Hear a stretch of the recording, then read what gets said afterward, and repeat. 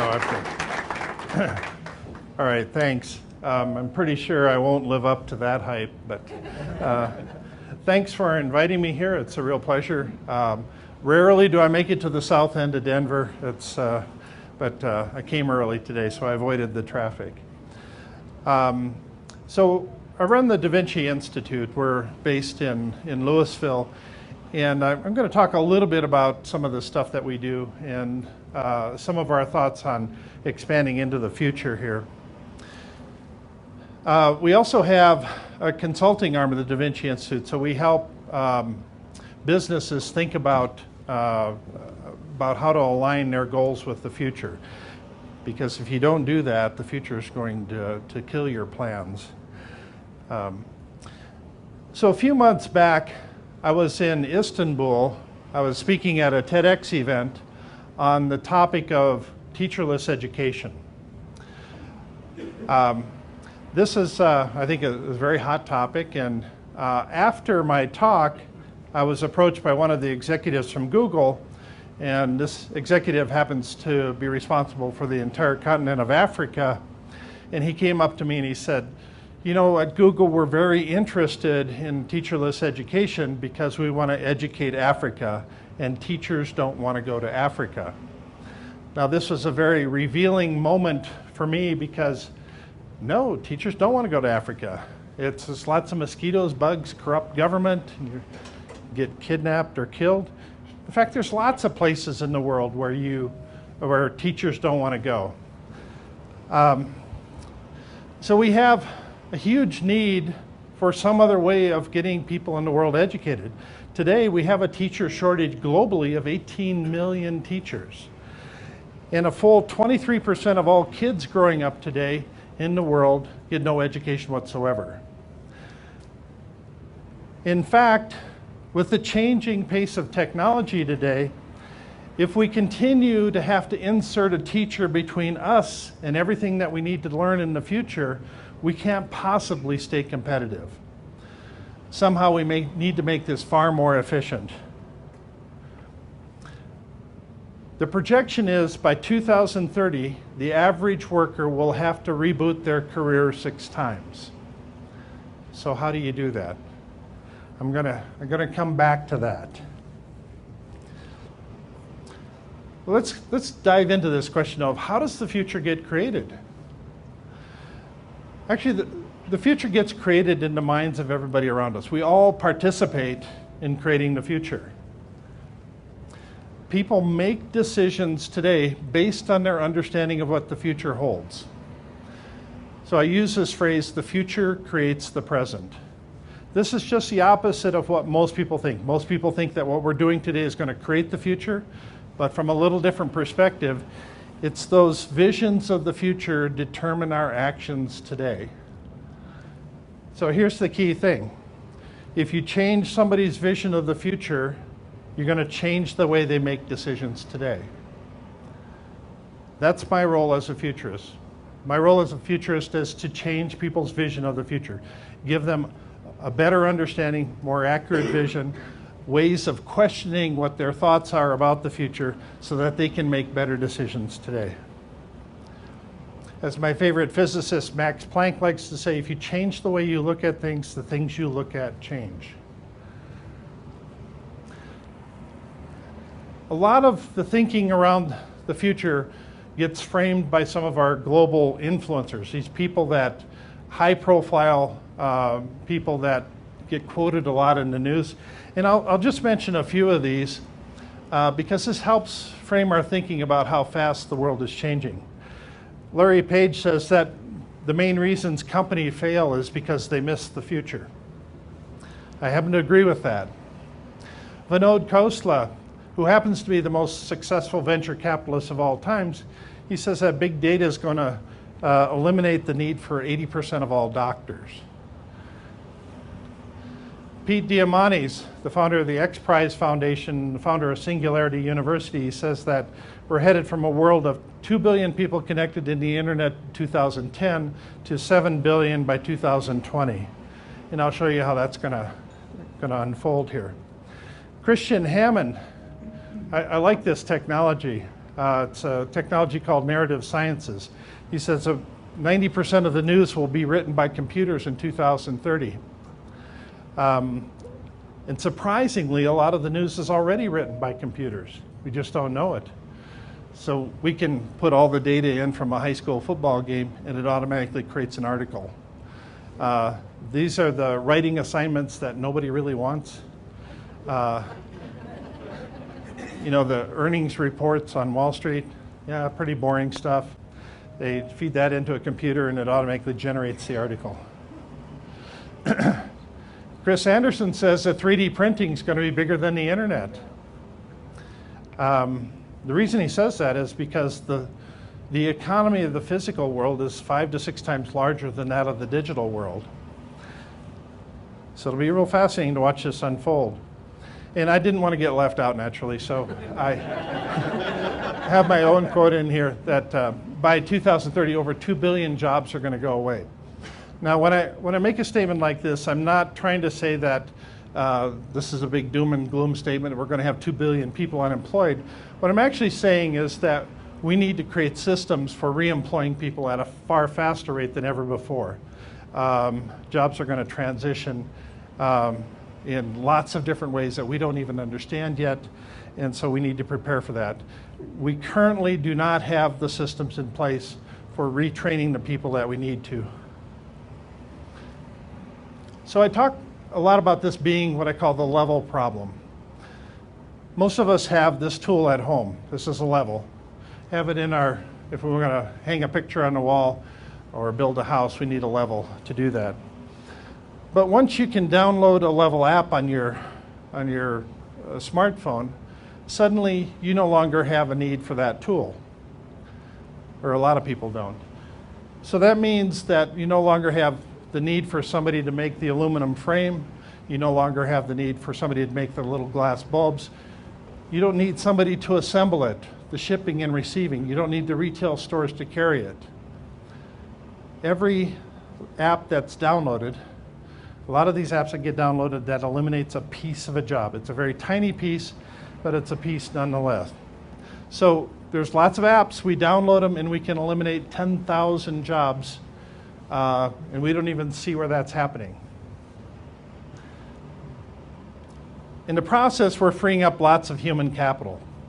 But just because there aren't enough jobs doesn't mean we've run out of work to do. You know, it's kind of ludicrous to say that we suddenly have no work left to do in the world.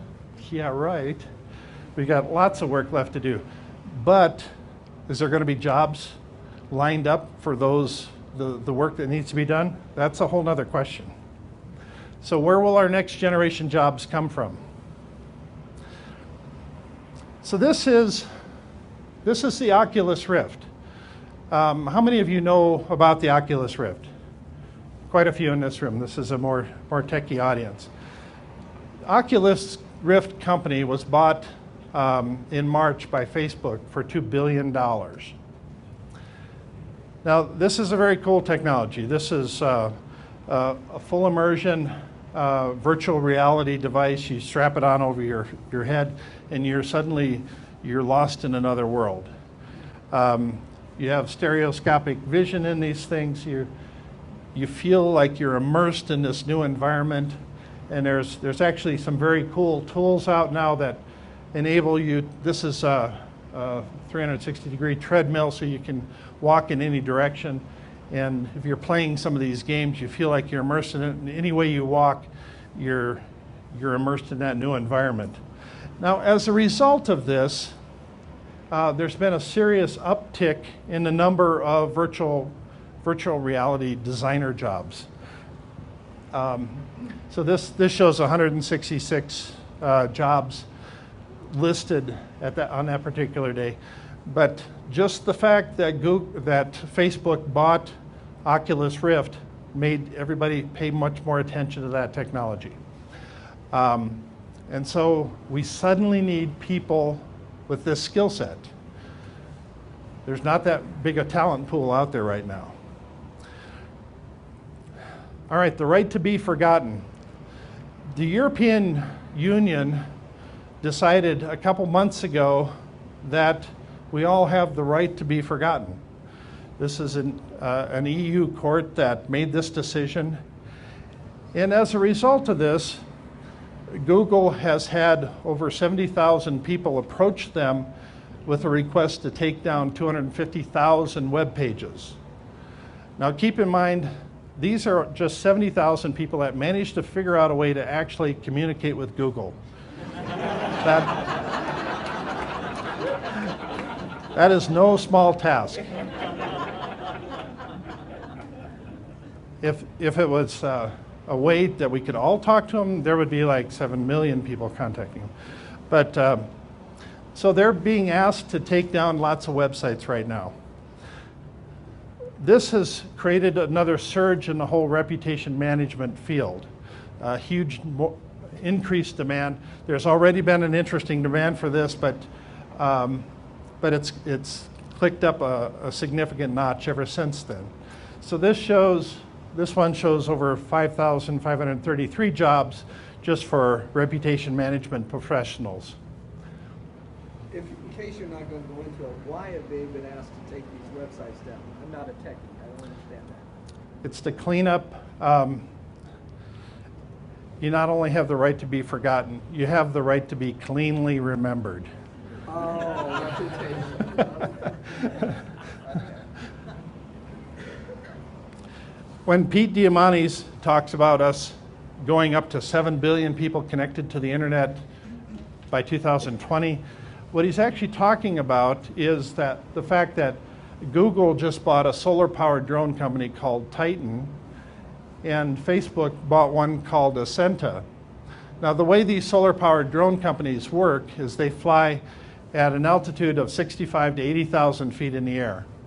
And so, because they're solar-powered, they're above the weather patterns, so they get sun all the time when they're up there, and then during the night, they have batteries that keep them operating. So these vehicles never have to land.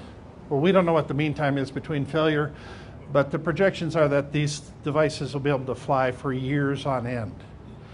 Now, this becomes a very low-flying satellite or a very high-flying cell tower. So Google and Facebook may indeed be competing directly against AT&T and Verizon and Sprint, but in the meantime, they're going to be trying to connect lots more people to the internet. That increases their market dramatically. Google actually went the extra mile and they bought a company called Skybox, which is a satellite company. So they're trying to create this whole ecosystem of getting the internet to everybody on the planet. And people on other planets too. So if you're going to other planets.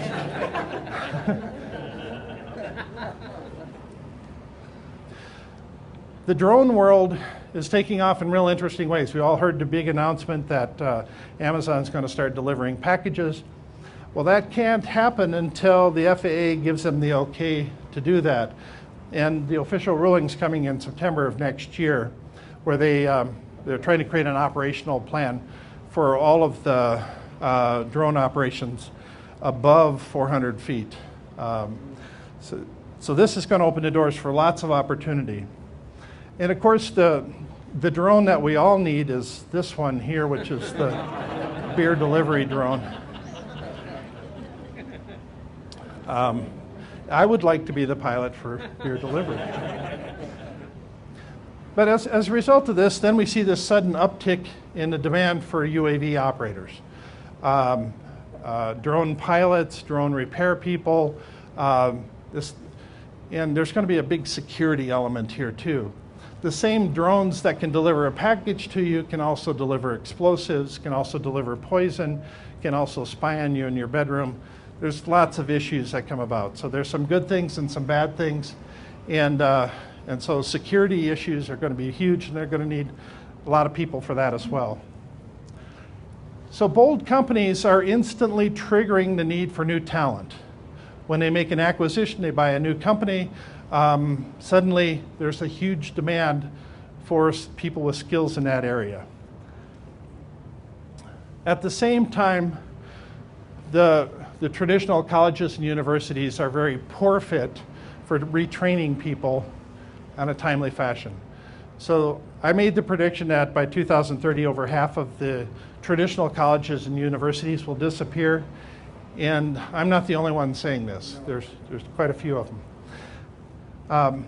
So if you think about what it takes for a college to introduce a new curriculum like this, they got to create the curriculum, then they have to get it all approved, then they have to recruit the students to go into that program, and it's a 6-year, 7-year pipeline at best. It's a long, drawn-out process.